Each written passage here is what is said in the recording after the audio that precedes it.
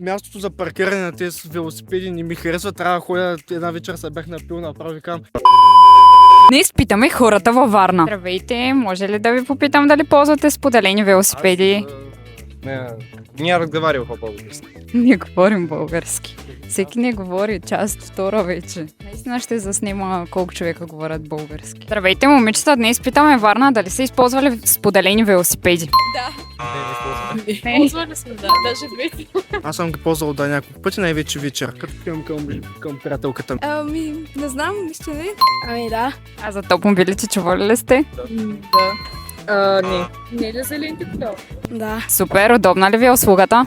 Да, доста, но мястото за паркиране на тези велосипеди не ми харесва, но иначе много ми харесва, не е удобно, но трябва да има повече места за паркиране и повече колелета, защото повечето пъти не мога да намеря къде са. Напишете ни в коментар вие дали знаете за топмобилите и какво точно представлява услугата.